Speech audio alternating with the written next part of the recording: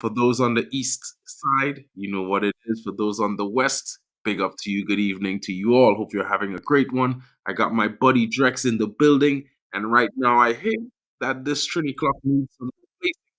Send me a nice American made one, GB. That's gonna be some fun. But you know what? I had to keep push back this stream a little bit so I could get my buddy Drex in the building. I wanted to have his company and have his opinions as we get into these topics. As you know, the Premier League ratified Sir Jim Ratcliffe, and the FA approved his 25% minority stake investment. So, guys, the meter is out. Everyone has different interpretations of the dream team of signings, the dream team that's going to form the structure at Man United. Talk about, players of the likes such as, signings by Dan Ashworth, his dream signings for coming to the club, Michael Elise, among others.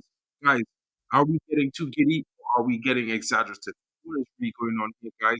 Let's take it down a notch. Let's observe what's going on. Let's go through the signings made in that by Dan Ashworth throughout his career, his top 12. Let's go through the rankings of Paul Mitchell's top 10, and let's see which one might be the smarter buy, because as we know, Paul Mitchell is not going to cost us 10 million. He's probably going to cost us in the region of 5 to 7 million. But we have to pay 10 million plus add-ons if we are to get this guy away from none other than Newcastle. And I'm talking about Dan Ashwood, guys, the one who's set to be front runner, prime target for Manchester United as DOF, as spoken by everyone. Take this time to smash those likes and subscribe if you're new. Don't forget to leave your comments and keep chatting. GB, I'm sorry I'm late. Big up to you, Stephanie Griffith. Me and Drex in the building, coming right at you guys. All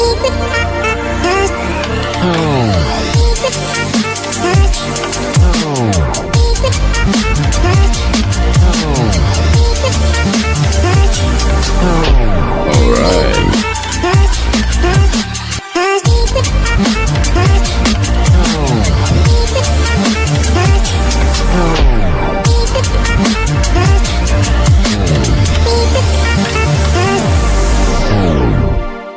Big up to everyone and big up to my brother Drex in the building. He's on this Big up to you, big up to you, big up everybody, big up Compose Best. I see you, big up Stephanie Griffey.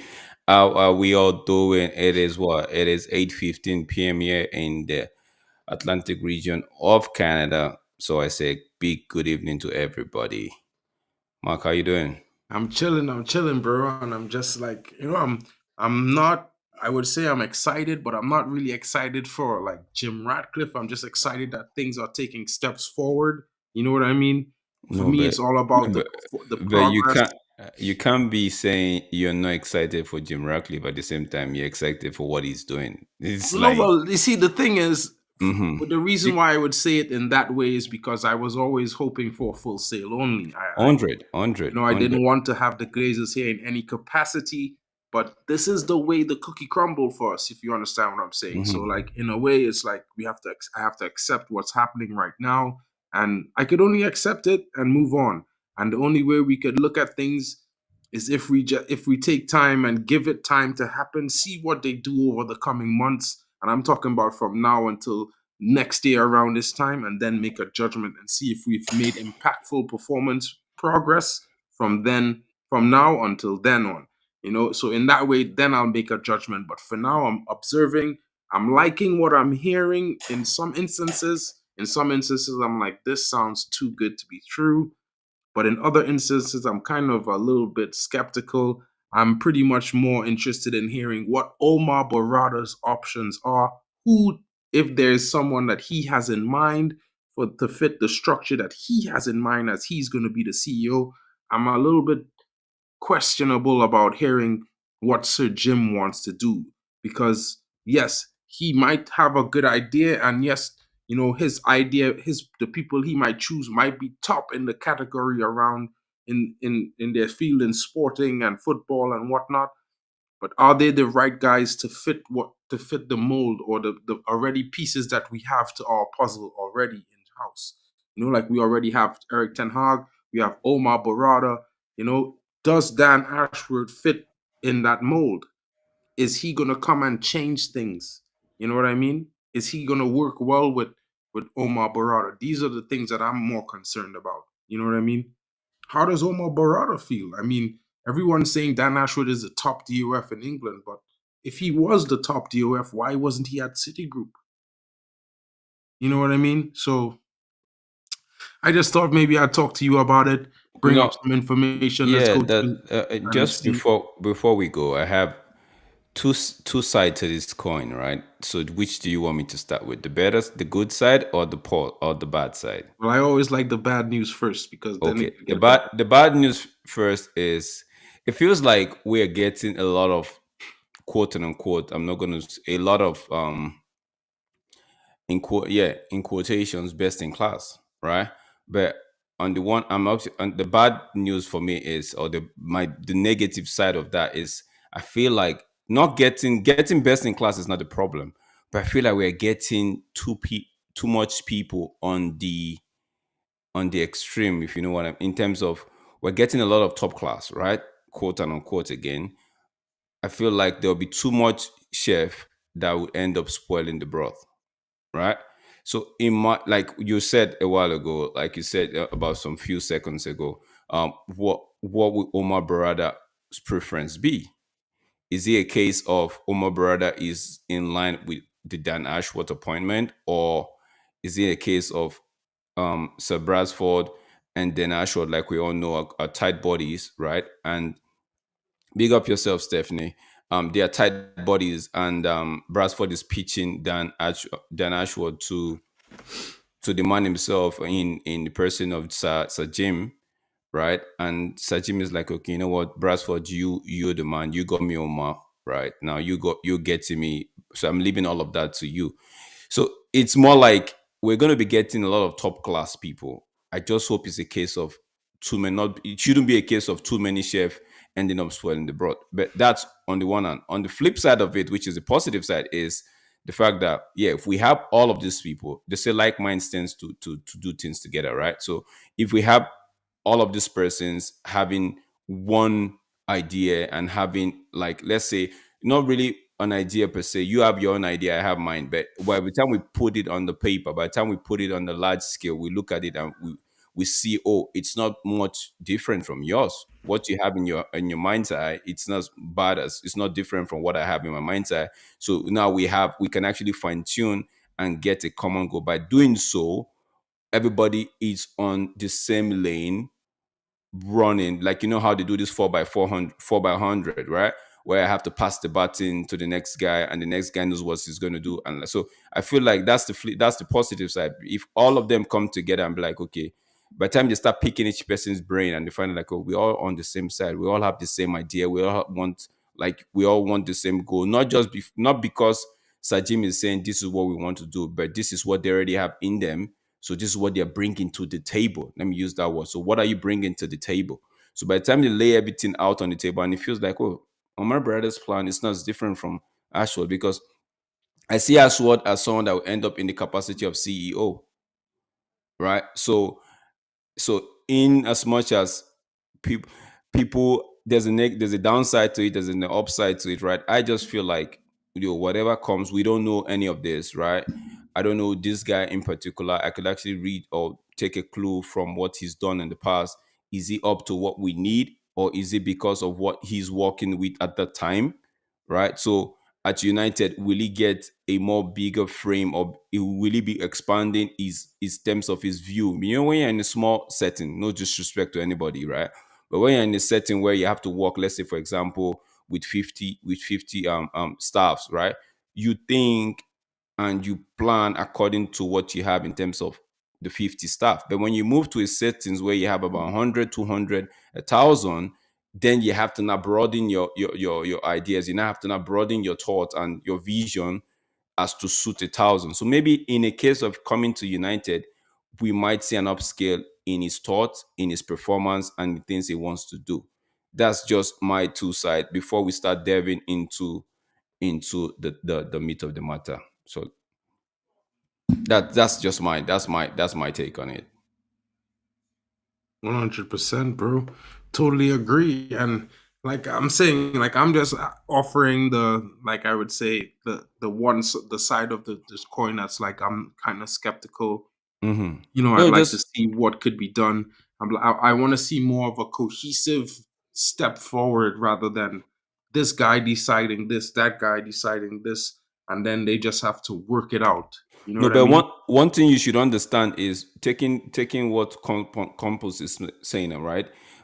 Is saying we have actually. So that's one thing you should have at the back of your mind, right? True. Whether you be on the positive side or you be on the negative side or you're on the fence, you should have it at the back of your mind that we're actually going to have people that have football mind. They have football at the core of their thought, not people, not because if you imagine we had Motor, we had Arnold, we have had what's his name? Deadwood, sorry. Woodward, right? Hmm. Those guys were bankers. You could see how they were operating. They all had the like minds of money, get sponsors, try to make the commercial side of the club boom and all of that, right? But even though we knew that all three of them they didn't really have an alignment. Now, if these guys are coming in and they all have football at the base as the core of their own thing, they want to make the football better, right? Why I know they're still a businessman, but they want to make the football better than what it used to be. Then it's something that, like what Compost is saying, is something that we should. It's an improvement. Fans should be happy about it. Fans should be expectant of what might come forth. But now the question is, like what Compost has actually asked, is how much improvement are we going to see? Right at the end of the day, we have people that wants the football to be better, but would that transform us? Would that take us to that level that we knew we once were? So it's a case of you just have to sit back and find out. You just have to sit back. I wouldn't I wouldn't fault people that might be on the skeptic side, and I wouldn't fault people that might be on the giddy side. Right? It's for giddiness, it's something new. For skepticism, is the fact that okay, some of these guys like Ashworth. I have my own doubt for Ashworth. First of all, I'm going to put it out there. I feel like if Dan Ashworth comes, those people that actually, most of us that actually want Greenwood back. Let me not just say most those people. Most of us that actually want Greenwood back. We might not see that happening. It's just a thing for me. The percentage of Greenwood not coming back if we are point down Ashworth has moved from what he was before, maybe like 40% all the way to 65 or 70. That's my take, right? But does that mean I should just look at this guy and say, oh no, it's not worth it, right? I for one never liked Paul Mitchell. I don't know why, but I just felt like Paul Mitchell hasn't done enough for me to actually. But going with Brad, what's his name? Ashworth. I'm like, you know what? I feel like Paul Mitchell would be do a better job than this guy. But they are Well, friends. There is friends with Bradford. He's friends with the likes of yeah, Jimmy. So well, seeing that you're talking about Dan Ashford, let's just run into the Gimri Sport review on Dan Ashford, and let's give everyone a objective opinion so they can see for themselves his accomplishments, and let's see everyone make a decision that they can be honest with and informed about. So let me bring this to the stage. I'm going to put this front and center. Guys, let's check this out. Let's start from the top. Dan Ashworth, who is he and why is he wanted by Manchester United? Why would they want to make him the sporting director? And let's start by the article here. And it says, according Manchester United lined up a sensational approach for Newcastle sporting director Dan Ashworth with Sir Jim Ratcliffe recently acquiring a significant portion of the Red Devils. There has been talk of some significant changes being made to the club and how it's run, not just on the pitch, but off the pitch as well. It seems like the next step will be to hire a new sporting director. According to the Daily Mail, they have identified the Newcastle man as their ideal target, could be agreed as soon as next week. Who is Dan Ashworth, though? According to Everton's own director of football, Kevin Thelwell, put The Athletic, Ashworth is the best director of football that England has ever produced. A quite significant claim. Well, let's see if so this claim so has any so merit if to it. we pause it right there, right, you could now see why Sir Jimmy, right? You could now see why Sir Jimmy wants to go with someone like an Ashworth. To answer Compo's question, I don't think we're going to be getting Ashworth and Michel at the same time. I think it's going to be one or the other. It's one or the other. Michel wouldn't want to take the role of the what we call it, head of recruitment. That to be That's too. like a substitute role, bro. No, That's no, like no, no. he's That's not what. working for Ashworth. No, And he would want to be in the role of a sporting director. But so like I'm going back to that thing. I'm saying you could now see why Jimmy is going for a person of Dan Ashworth, right? The best that according to what the Everton CEO is saying, I mean, one of the best that. So if somebody's actually saying that, right? You could see why. But yet let's again, see what who's yeah, let's see what let's see what he has done, he because has done, for yeah. me, for them saying that he's the best, I really disagree, and I'm pretty sure others would see why. So during in 2018, during his time as technical director, he was linked with the vacant role at Old Trafford, but ultimately nothing came of it. In 2022, he took on a new role and became the sporting director of, well, we all know, Newcastle. So he also spent time with the English FA, and apparently he's done a great job. Whether it was technical or director or sporting director, Ashworth has worked with several notable clubs, first getting his start at West Bromwich Albion. He spent 5 years working as the Baggies technical director. He then spent time working with the FA. Notably, the FA has not won anything of international merit in the last decade other than the Women's Euros and the Under 21s. Now, so I'll just leave that right there. He's made a real name for himself during his time at Brighton and Hove Albion, who have spent the majority of this season in eighth position, and last season they finished sixth. So they have not won anything, right? No, Joining the Seagulls as but let again, me okay, mhm. go ahead. Finish up. I'm going to The say joining the something. Seagulls as a technical director in 2019, he played a significant role in the club establishing itself as a solid Premier League team. I mean, that's left to be seen, to be fair. It's been only 18 months. I can't say they're a solid team. They haven't really, challenged for a trophy or anything like that, to be fair. The excellent work they did off the pitch, building a team that could compete on it, was largely down to him. It caught the attention of Newcastle, who brought him to St. James's Park in early 2022, shortly after they were taken over. It's no surprise that he has been a huge success with the Magpies as well. Now, what is success with the Magpies? They've made Champions League football.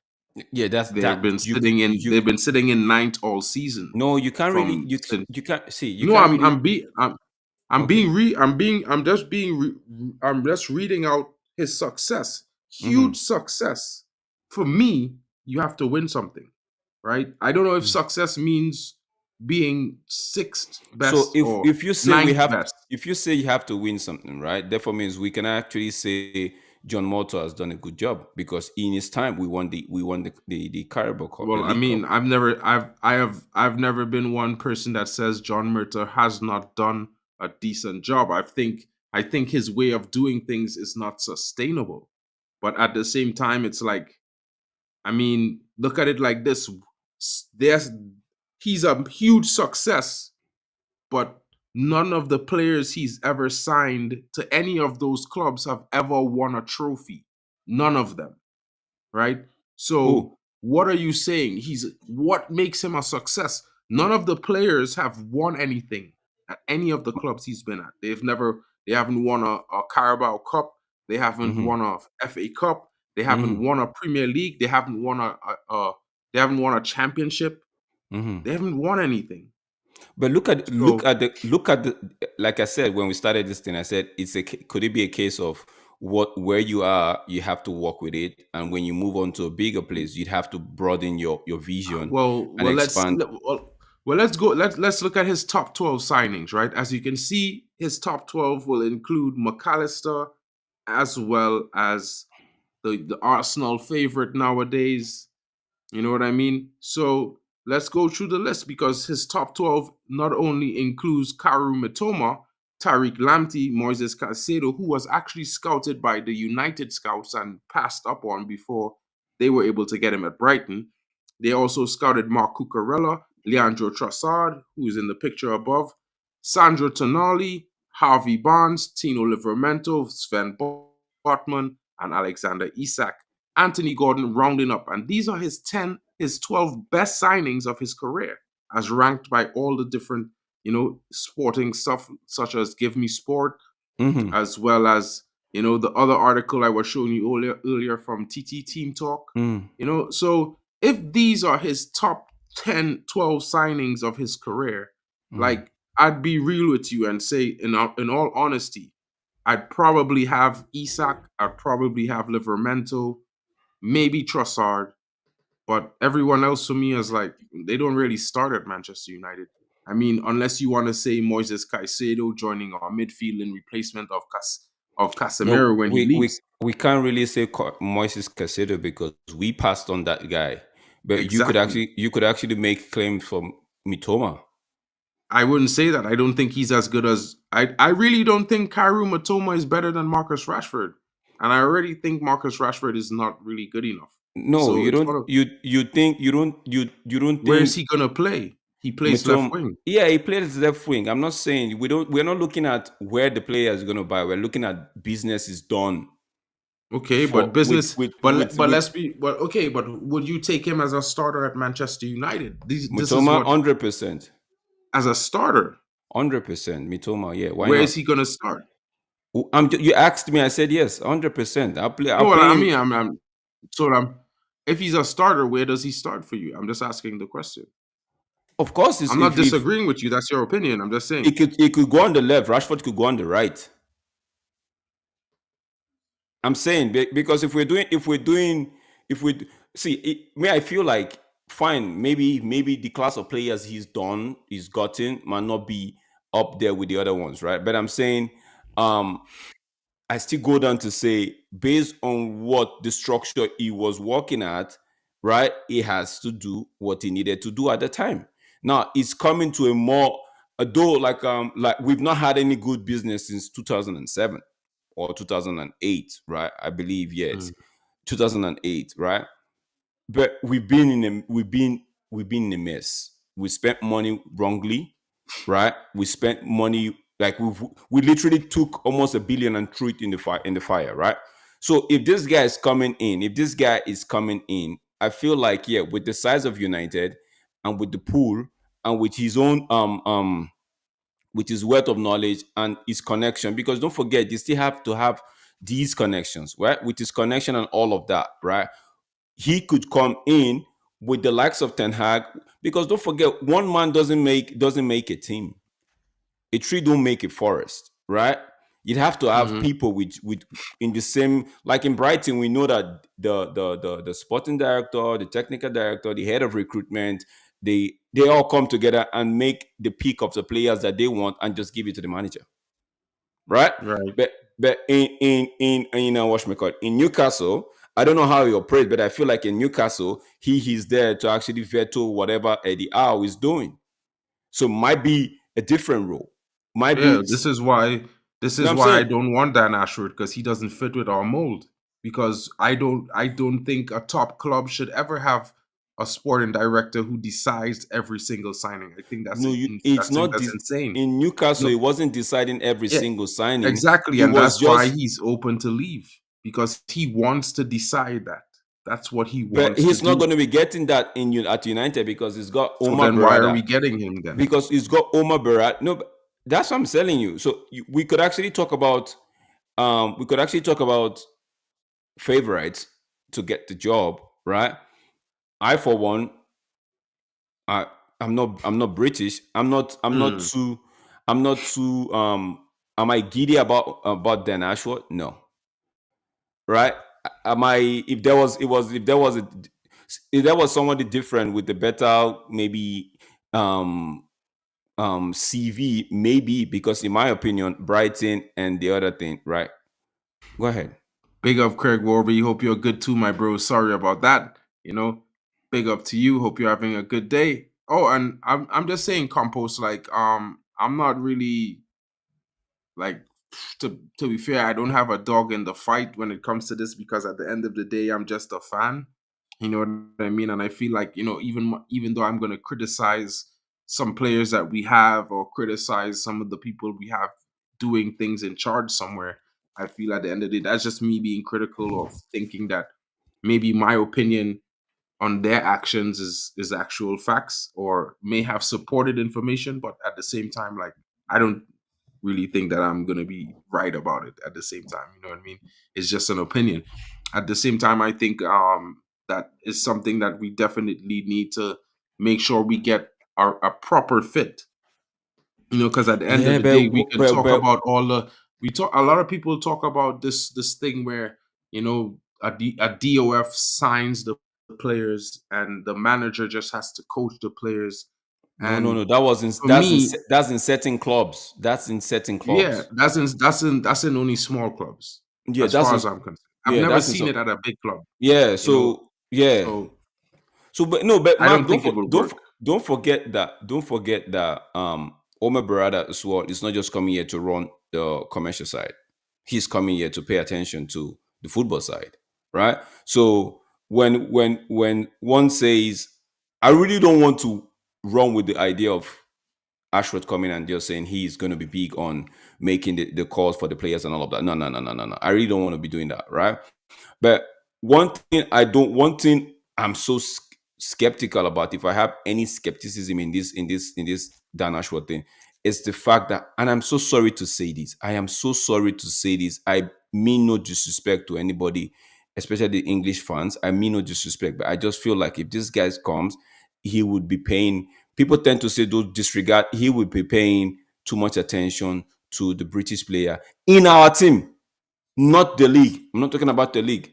I feel like the likes of see, it's my thought, it's my opinion, it's how I feel, right? I feel like the likes of Rashford and the like other ones that we want, Luke Shaw. Some people want Luke Shaw out. Some people want Scott McTominay out. Some people want Rashford out, and I feel like they're not good. They won't be going anywhere. They won't be going anywhere. So I might be talking rubbish, right? 100%, but that's just how I feel, right? So let's just, in my opinion, let Dave decide. Dave said, okay, this is what they want to go do. But the thing I should be saying is, if, because I heard there was a clause of, okay, more than 6 million, right? And there's a 1 year notice. You have to give us a 1 year notice, right? If that's the case, yeah. If that's the case, right, then we might as well just walk away. 100%. McTominay is going nowhere. I It's going mean, nowhere. Honestly, it's going nowhere because guess what? First of all, he's um he's a youth product, just the same mm, way Rashford is. exactly. These are So the he's things that I thinking about because I want somebody a little bit more pragmatic. You know what I But mean? so so don't forget Ganache as well. They will class him as youth product, right? Maino is a youth product. So these are the, like, for me, I've said it. McTominay is not good enough to start games because sometimes you need starters to decide the game. Then you start bringing in your bench, your second best from the bench, right, to manage the game and see the game out and even do what like McTominay does. He knows how to do it. I think Ten Hag has decided to say, you know what, whenever I'm bringing McTominay in, I'm going to be taking a risk in the middle, right? Because guess what, his guy has some attacking threat, so that I'm just going to take a risk in the middle. Whoever is going to be holding or playing a single pivot, I'm going to put an instruction and say, do as much as you can to make sure and get my inverted my fullbacks to get more inverted, right? So that yeah, so that McTominay can do what he needs to do. Ten Hag has come to terms with that, right? And I feel like we need another CDM whereby if we're going to be bringing McTominay on and we're taking the likes of Casemiro off, right? Or maybe immediately we take Casemiro off for McTominay, then we can actually switch and take Mainu if we're taking Mainu off and bring in the other CDM that we know can hold the pivot all by himself, right? With the help of the fullback. So McTominay can go do his thing. McTominay off the bench, I don't have a problem with this. Where is when he's starting 100%. games week in, week out, that's where this You don't want disconnect for that. me. Yeah. Big up to you, Craig Warby. Yeah, you know what, Craig? This is under the sporting director and director of football. Players going out on loan, players coming in, players being recruited. These things are all kind of basically up to him. And when I say up to him, maybe they will have a this. What will happen? What I know from the past experiences with coaches like Pep Guardiola and top coaches like Ancelotti, they have a discussion with the DOF and sporting director, and these guys, kind of sing the same hymn sheet. You know what I mean?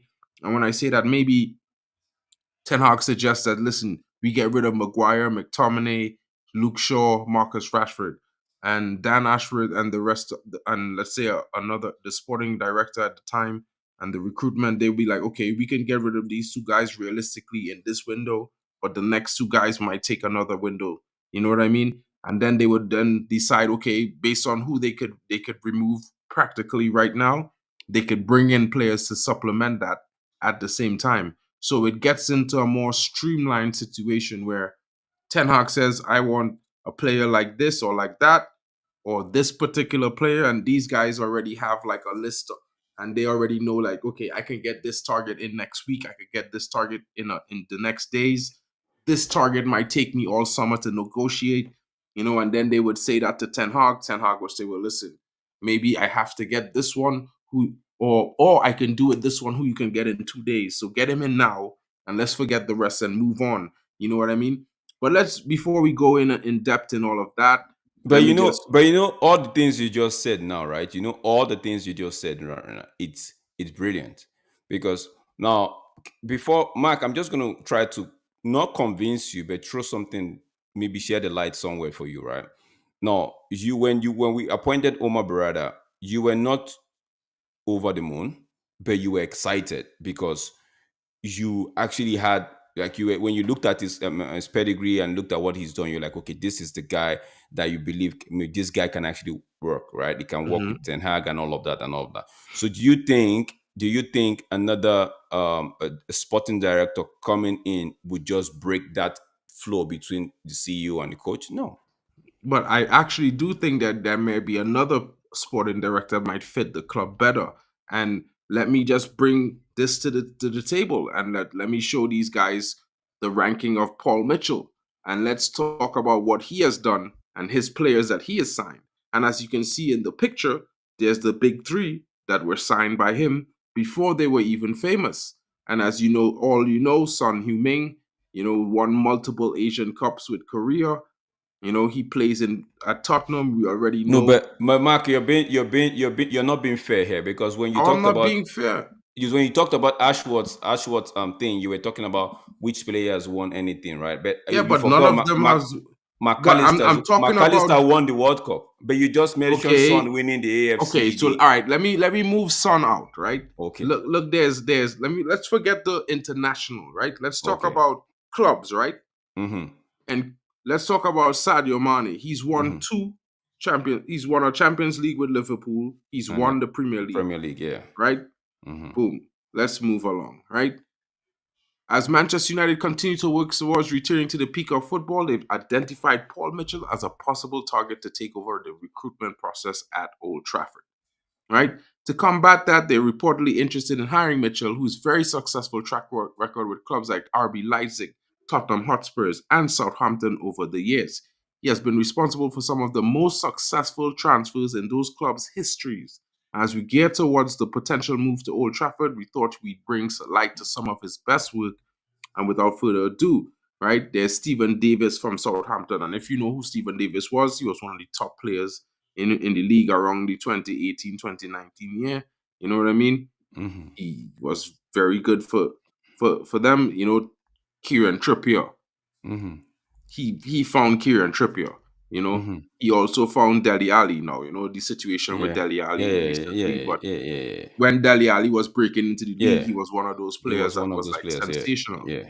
Toby This was Alderweireld. this was his time when he was at Tottenham, I believe. Yeah, Tottenham. yeah. And you know what I mean? Like he have Nkunku at Leipzig. He Mm-hmm. also found this guy Nordi Mukiele who Mukiele, played. Yeah, Mukiele. He played at Eintracht Frankfurt. He won the Europa the League, Europa League. Yeah. and then he moved to RB Leipzig. He's doing pretty well there. Sadio Mane, and of course, well, Son Heung-min. Now, I'm not gonna say let's leave it. Let's keep it straight off the cuff on club football Yo. performance, right? Before you, And if before you go any further, just a big up to Aro10. Big up yourself, Aro10. How are you doing today? big up R10 in the building, big up, excuse me, guys, and I'm gonna just drop the links in the chats for you guys. So if you guys want to check them out in your own private time, it's there. I dropped the link just now for the Dan Ashworth stuff, and now I'm dropping the link for the Paul Mitchell so you can go through the stuff, you know. And you know what? At the end of the day, I'm just questioning which one might work better, or maybe it doesn't have to be either one of them. It could be someone who's unknown.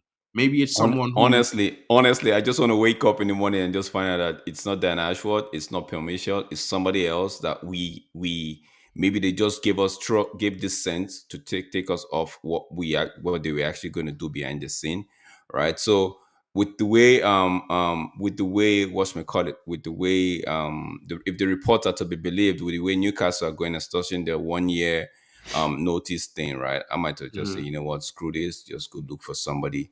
um just go look for somebody. Honestly, like I didn't want permission. I think Mark, I know that already. I didn't want Yeah, permission yeah, I because I'll remember be you like, said that yeah, all the time. yeah, like I don't want permission. On the other side, I'm like, I don't want Dan Ashworth too. So if I have to take, then it has to be between the two, and it has to be the lesser evil. Which to me, it will be permission, right? So yeah, if I For have to me, take between the two, that I have to go with the lesser evil. For me, it will be between permission, because permission, it's okay, let's get this right. Other than um other than the English FA,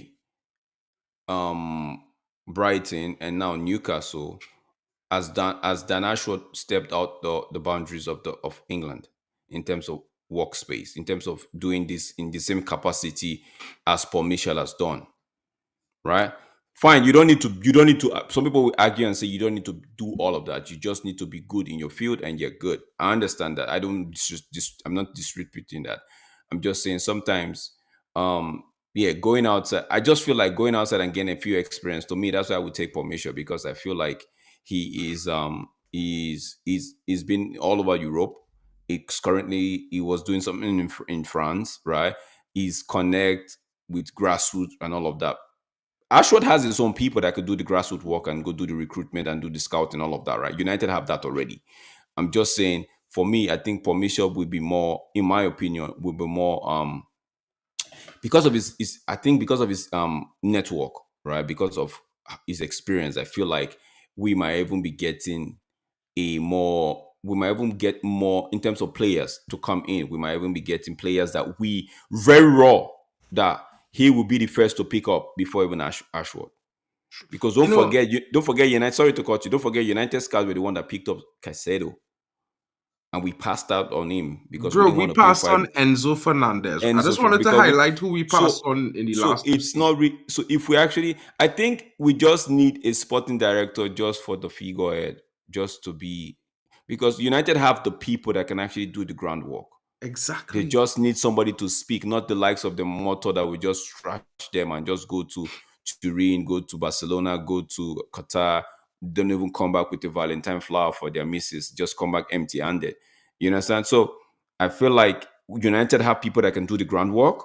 We just need somebody they can report to and take them serious and take them, Exactly. people that can, This this people. is the thing that I think a lot of fans have misunderstood over the last season and a half. A lot of fans blame the scouts and say the scouts is a problem. But I'd like to highlight to fans that United have the largest scouting network in world football. And I would also highlight to fans that some of the scouts that scout for United hire other scouts, and those other scouts are sometimes the ones that are employed directly by, let's say, like a Man City, a Liverpool, an Arsenal. Because you know what? Manchester United invented scouting worldwide in English football. So if people sometimes blame a lot on the scouts, but when the scouting department discovering the likes of Enzo Fernandez, you know, Moises Caicedo. This guy Martinelli, he was discovered by United scouts. He was at United training for like 6 months before we decided, he's not good enough. You know what I mean? There's lots of other guys, even this guy who was picked up by PSG recently. Look at Marcos Leonardo, who was picked up by Benfica. You know Mhm. what I mean? All these guys found by scouting. Look at Oscar Zambrano. Before United scouted him, no one spoke about him. Look at Benjamin Sesko. As soon as United wanted him, They sold him to Leipzig immediately. There's lots of players that this happened to. And people suddenly say, well, look at Julian Alvarez. Julian Alvarez Hmm. was headed to Manchester United. The scouts brought him to United, and United say, you know what? You're not going to sign him. And then you know what? Let City suddenly signed him. me So let me it's one answer of this. Let me answer this small question here. You say why Paul Mitchell never made it to a huge club yet? That's see Confus and everybody listening. Remember when I said it's for me. I didn't want Paul Mitchell. I've stated it already, and I don't want now. I don't want Dan Ashford, but now this is the reason why I didn't want Paul Mitchell. What exactly you just said, Compos. That's the reason why I never like. I'm like, yo, man, this guy, his work should be speaking for him. His work should be actually selling him out, right? In terms of yeah, but nobody yeah, has but actually gone. No, I'm just saying you cannot base what I'm thinking. This no, thing no, no, that no. I'm not disagreed with you, but I what just wanted Smurf to, is saying, you can't base it on, you can't really put it down as a concrete argument. You can actually yeah, hold on to true. it in terms of argument, right? But you can't base it as a concrete argument and run with it, right? There might be reasons in what we're expecting in terms of bigger clubs snatching it up, right? But that was the reason why I kept having this I kept holding back in terms of mission. I'm like, yo, this guy is good, but nobody, not big guy, not So that was the reason why I kept holding on to, like, I don't think. But when Ragnick was here and there was this connection between himself and Ragnick, and there was hope that okay, Ragnick is going to see the consultancy role and all of that. I think one of the reasons why they even kicked Ragnick out, if I'm going to be honest, is the fact that if Ragnick has gone in consultancy, I'm thinking he would have talked to a few persons at the hierarchy level and say, you know what, get Michel at the DOF. That automatically knocks Moto out of job. And Moto, so that's just my theory. And Moto is not having any True, of I that. agree with that theory Moto because is not going to be having any of that. So he might as well, you know what, before this I guy comes take food off my mouth, let me just get him off. And, so yeah, it could run deep like that, but it's just my own crazy theory. yeah, and like I'm just gonna say this right about the question that Campos said. With the guys, he's never been snapped up by a big club. You know what? Maybe you could look at it in that way, but you could also look at it from this perspective, Campos. Ralph Ragnick thinks very highly of this guy, Paul Mitchell. Why? Yeah, yeah, You ever wondered why some people are successful while there are people who are more talented and more hardworking than them that aren't as successful? yeah, yeah, true. Sometimes 100. sometimes people don't want to see you successful. Sometimes they don't want to give this guy a chance. Maybe those big clubs will offer him small roles in the club. And his True. dream is to be a DOF. And because he's not getting offered the DF role, he's not accepting any role. You know what I mean? That could be one of the cases as well. Maybe it could be down to his bad luck. I'm not trying to make an excuse for the guy, but big up Oh to yeah, your yeah. opinion. And I'm not You have disagreeing with you either, Campos. no, no, I'm no. just But saying what you're both saying sides. could be that the man is actually aiming high because Omar Berada left the COO of the City Group to become the CEO of Of United. Manchester United. So in his eyes, he's always wanted to be the CEO, right? Now, but remember I stated earlier that I see Dan Ashworth as someone that would want to be a CEO. If that guy ends up being a director of football for United, trust me, when there's a CEO job opening in one of these other clubs, he's going to be looking to take it because he's so maybe you could be right because it's all crazy theory at the moment. You're right. You could be right and say, okay, this man has set his eyes on the director of football, maybe director of football at the state, but and maybe from there climb. But that's that right there. That line small from talked about not big club not snatching him up. That was the reason why for me. I'm like, you know what? Maybe it's lame on my part, but that was the reason. But now looking at the both of them, the lesser evil, I'm around with Michel and take Michel Yeah, I any mean, day, and to be anytime. fair, guys, I was thinking more along the lines of, the City Group has over 15 clubs worldwide, part of their community. Why? Who's to say it's not going to be some unknown guy from one of the group, from one of those clubs that Omar already had words with and say, "Yo, No, but I'm getting an but upgrade. but I'm but taking you with me." You know the what I report mean? the report is Dan Ashworth is INEOS or Trawlers Group preferred, and it's been out there, so they wouldn't want to. The only way I don't see this happening is Newcastle. If Newcastle puts their foot down and says, We ain't having you're gonna give us 10M and you're still gonna give us the 1 year or 6 months notice, then I don't see it happening. I Well, don't you see it see, happening. the reason why I might slightly disagree with that last comment of yours is that we hired a CEO, and the CEO is reputable with lots of experience. And if people, I will post some articles tomorrow during my morning stream. It's gonna be a late one, guys. I'm gonna do the stream at midday, probably around 11 a.m. UK time, 11:30. That's when I'm gonna drop that stream. I will drop the link for Omar Barada and his entire profile, what he did at the different clubs he was at before joining the City Group, including some of his work at Barcelona and La Masia, because he's very good with young talent.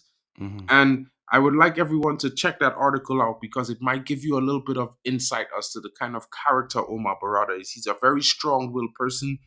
He has this, how should I put it? It's like a effervescent love and vibrance for football and footballing ability, and players who are not only great with the football but have a strong mentality to want to win. Hmm. So for me, I don't. If you look at some of the signings made by Barcelona, not Hmm. only Barcelona but different clubs in the City Group, it will also give you a little bit of shaping to how he looks at the players he signs. Now, and I'm only saying this because some of the players aren't squeaky clean. Like that top striker that they have at Girona, this guy has had a checkered past, as well as Marcos Alonso, who was brought through the academy as a Hmm. youngster by Omar Barada. No, You know but what I mean? who's got the coach that doesn't like we have the coach, right, that like that don't have the he's not keen on big stars. He makes stars, you Yeah, well, I know. mean, I wouldn't say So he's it not would keen on big no, I'm stars, not when I really. mean like that. If you give him a player that fits the profile of what he wants, right? If that person ends up being a star player, like you go buy the star player and it fits the profile the manager wants, he's gonna take it. But Exactly. if you don't get that star player, but you get a player in the mode that has the attributes and can actually grow into the attribute that the manager wants, he's gonna work with it. Exactly. You've So seen it with Kobe so Manu. but want to just be on Ashworth's side at the moment for now, like with what I'm gonna say is, could it also be that Ashworth is coming in because now there's a CEO that he thinks has pedigree, right? Because don't forget, in that space, they all know themselves. They all know who's class and who's not. True. So he True. sees Omer Barada as the CEO. He's like, oh damn, I have to go in there because that guy will make my job much easier. True. I agree with that. But So this is it could be a case of coming in. There's an Omar Barada, there's himself, and also there's a Ten Hag, right? Who he thinks okay is good enough, right? So he might be coming in and be like, you know what, my job is almost done here. I'm just coming here. Like I said, I wouldn't be surprised if a CEO job opening for another club opens up and he's taking it maybe 2, 3, or 4 years from now, or 3 years from now. I won't be surprised, right? And he will make a recommendation for us for someone else as the director of football. I won't be surprised because I see him as someone that's aiming for that spot, right?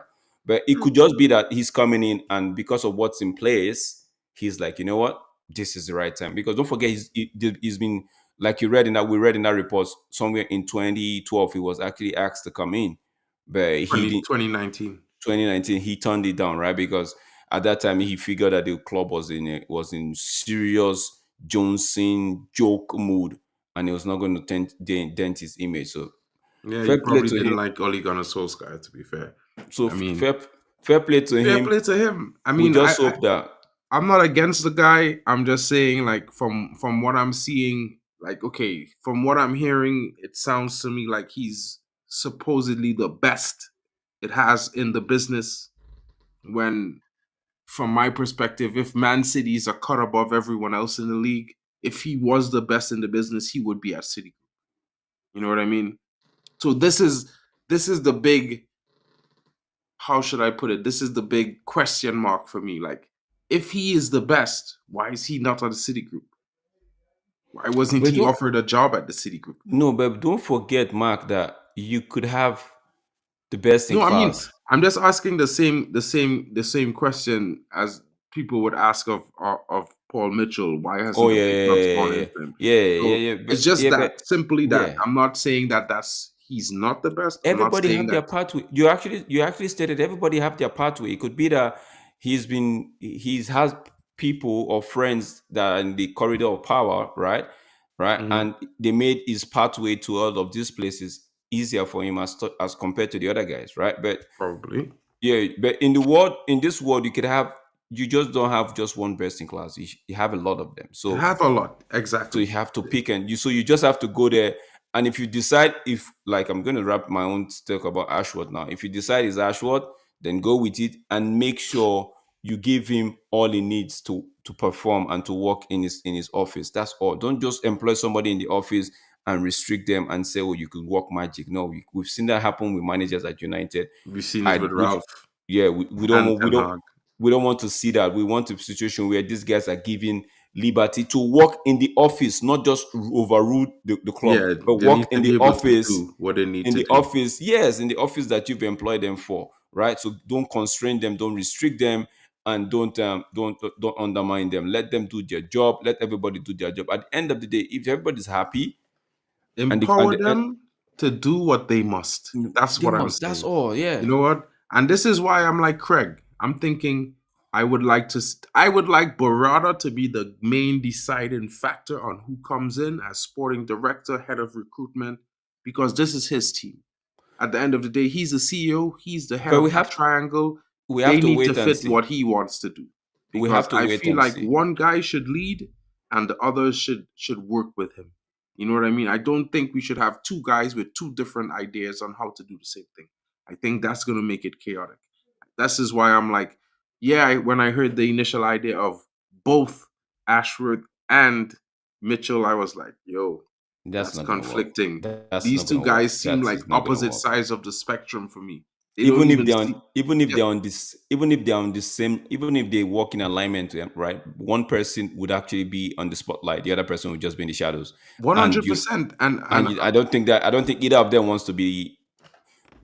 Worst off, I feel like they will contradict each other. I feel like if you look So at yeah. them, if you look at their character from the posture in their pictures, they seem like opposite sides. One seems relaxed and the other seems like I need to be that guy. You know what I Hmm. mean? So for me, it's like clashing of ideologies. So I'm looking forward to see what happens, how it progresses, whether it be Ashford, whether it be Paul Mitchell. If it's an unknown guy, I think I pretty much enjoy an unknown guy. Just like if everyone was thinking, who's the next CEO? Was it Blanc? Was it this one? And then boom, we got Omar Barada. This is what I would like.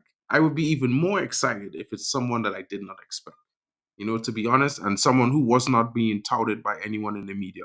Worst off, I think best of all, I would be mostly excited if he was unknown Mm, I will be too. I will be. I will because be. then no one can say, well, we know how he works or we Hmm. can predict that he's going to do X, Y, and Z. Let him be Hmm. like a wild card and make Hmm. some decisions and let's all be shocked in the summer like, okay, let's see what this is going to bring now because we never expect these kind of things. You know what I mean? Hmm. So yeah, like I think it's a positive step in the direction that we want to be going in. I feel like this season we've seen very very slow incremental progress in the team's progression in terms of patterns of play, sustainable attacks, more compact defending, a more organized midfield, the strike force finding that rhythm between themselves, and it's been taking a long time. I feel like the preseason lasted until December. You know what I mean? When it should have Hmm. finished in September.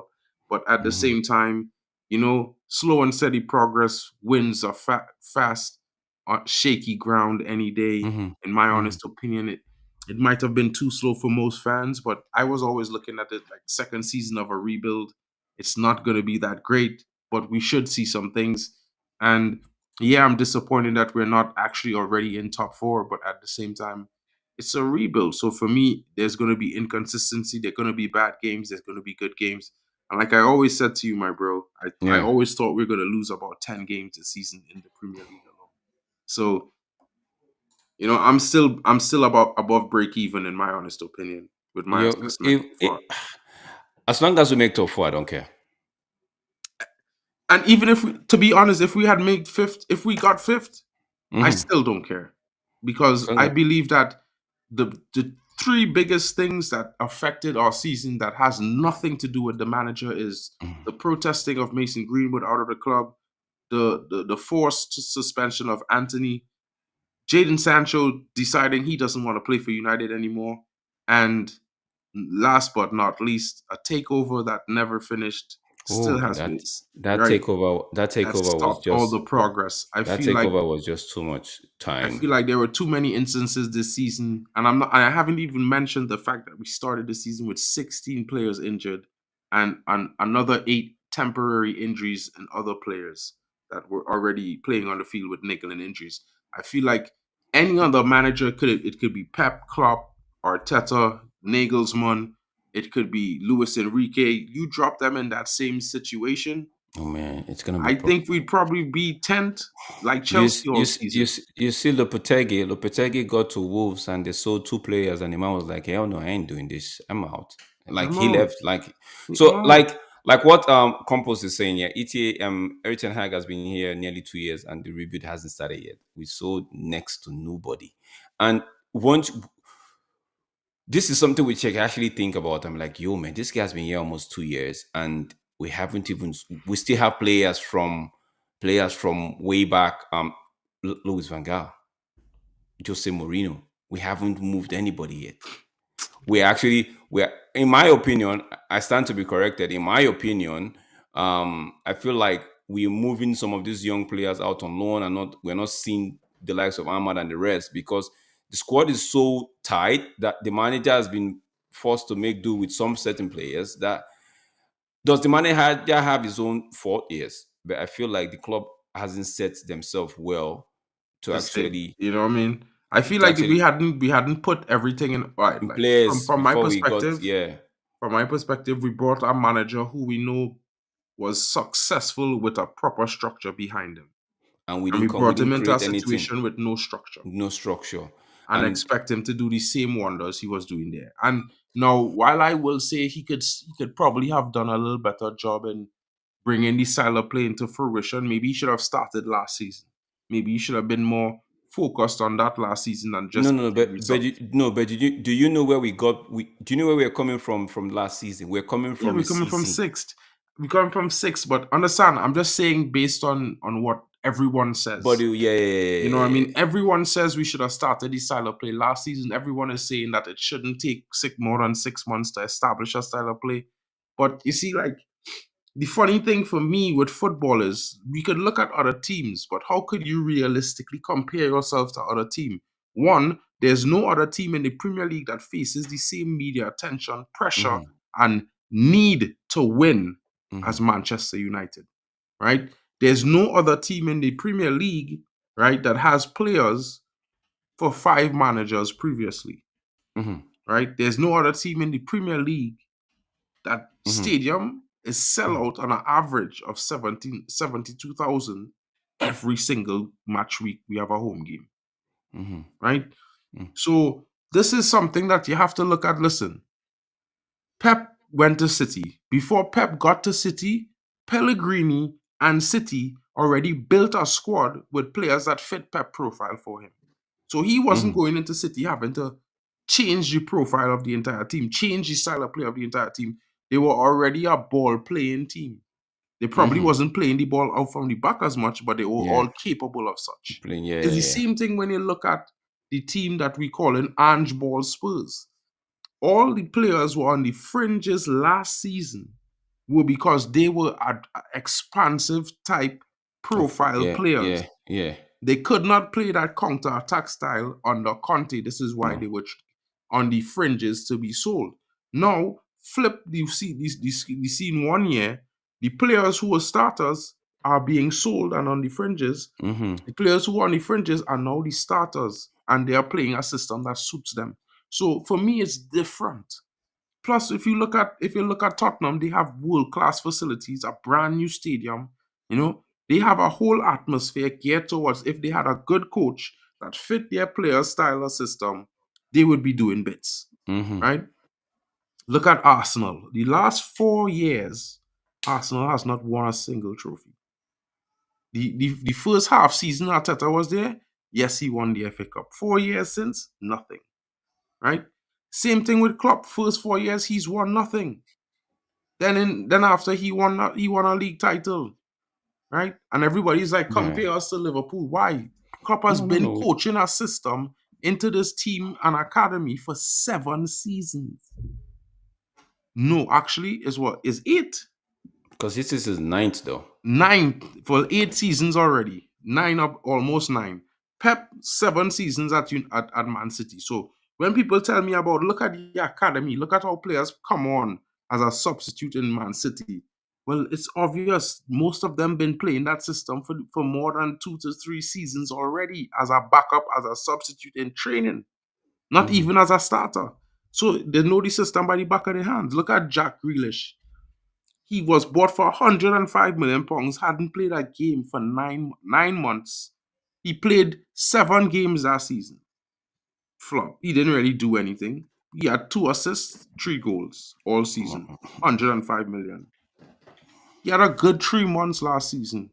He's been injured for the rest, Mm-hmm. and he's just played his third or fourth game for this entire season Mm-hmm. as a starter yesterday.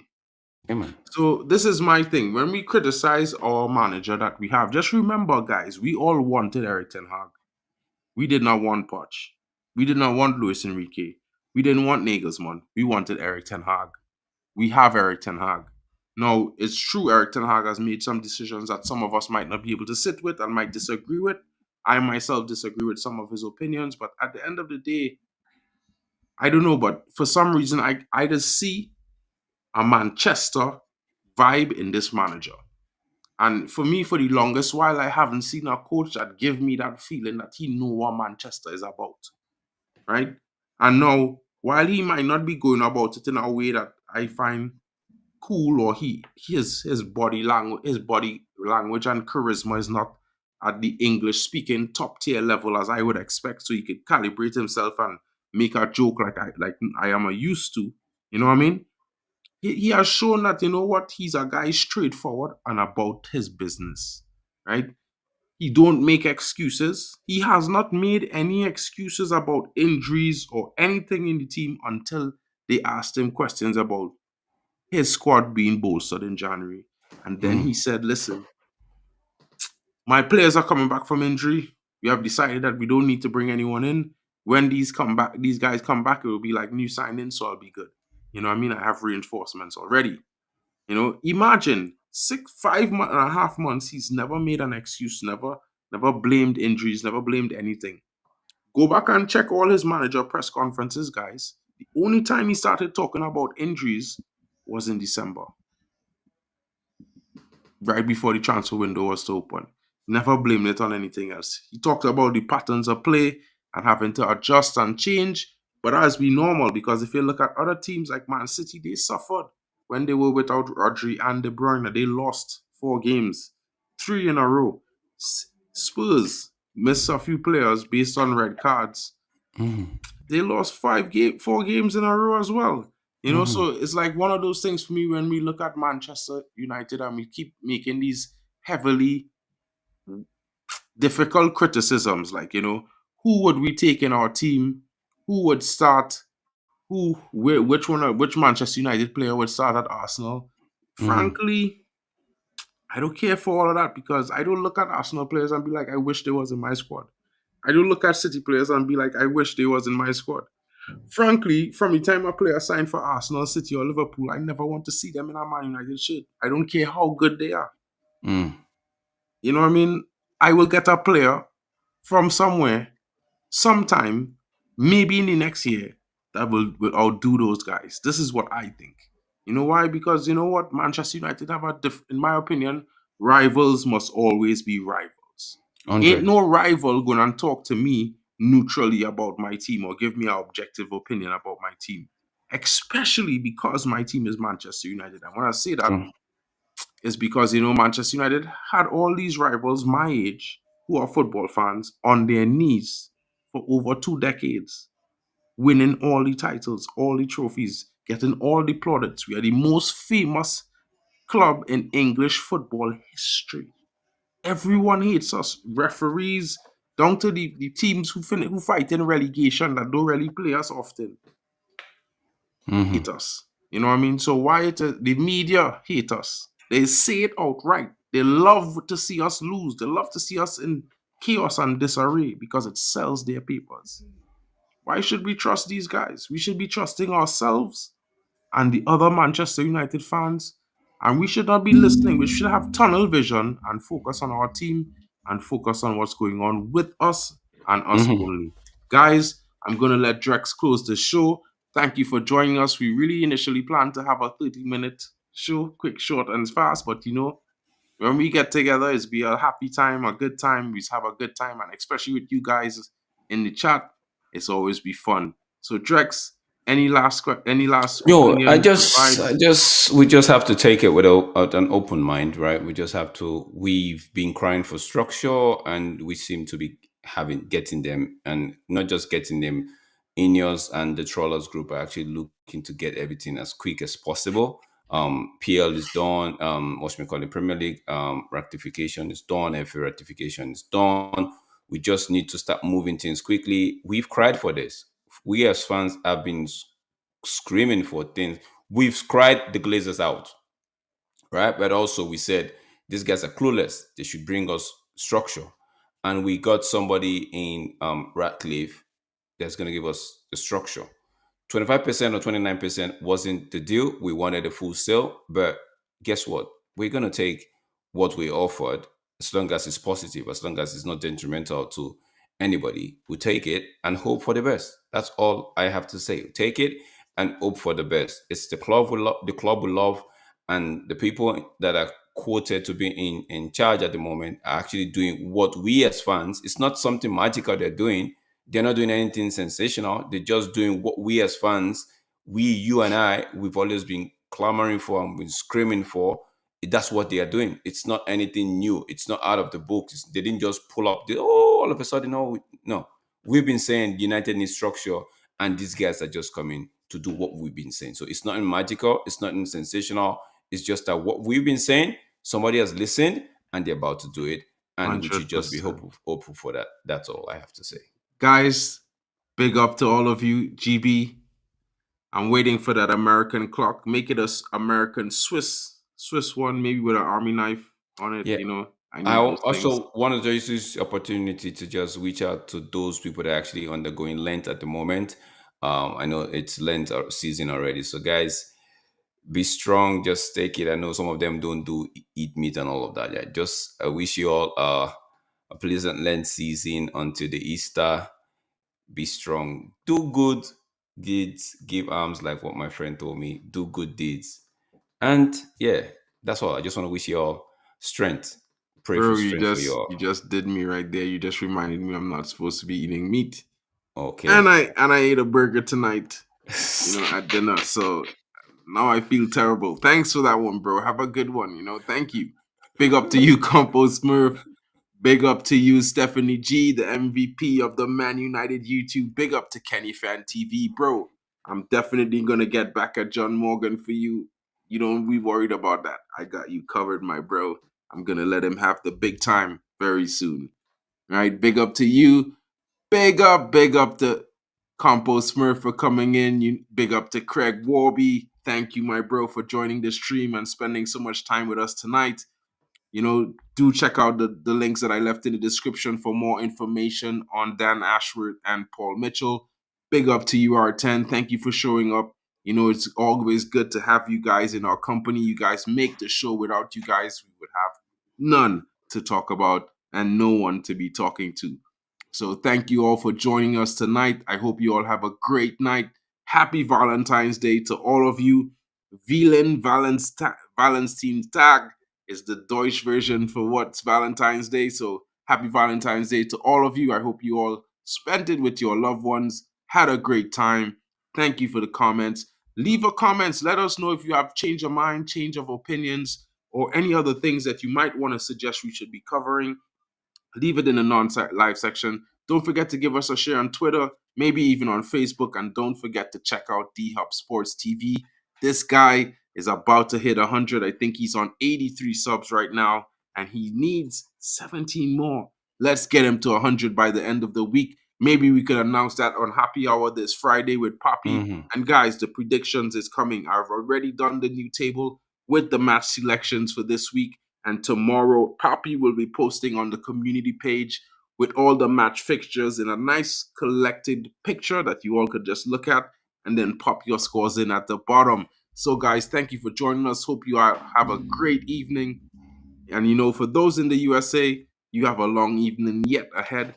Mine is about to be finished Big up, because it's 2 Stephanie. a.m. here in Germany, Deutschland, as everyone knows.